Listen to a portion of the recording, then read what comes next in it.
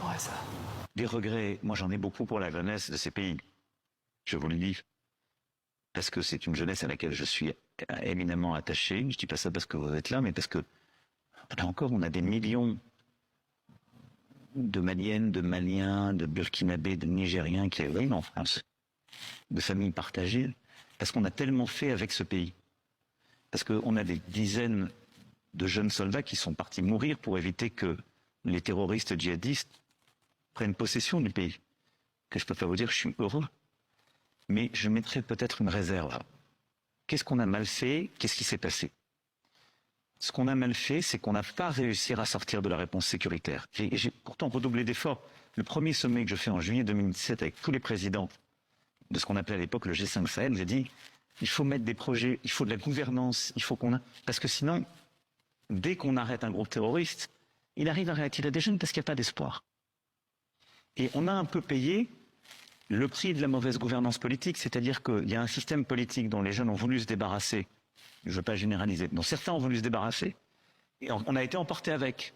Mais on n'était pas là par connivence, on était là parce que ces responsables politiques élus par leur peuple nous avaient demandé de les protéger. Et la CEDEAO nous avait demandé de la protéger face au terrorisme djihadiste.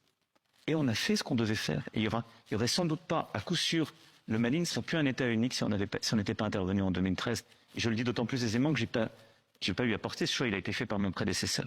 Mais on est resté trop longtemps dans une posture de soutien sans que ça bouge sur les projets, justement, et sur la rénovation démocratique. Ensuite, qu'est-ce qui s'est passé? Des fautes. Est-ce que ça représente le peuple un putsch? Ben non, parce que c'est pas une élection. Et donc je dirais, en bon français, the jury is still out. Parce que la jeunesse, elle s'est pas exprimée, elle n'a pas voté. Et au bout de quelques années, moi je n'ai pas commenté les choses, comme ils voulaient plus lutter contre le terrorisme, c'est retiré.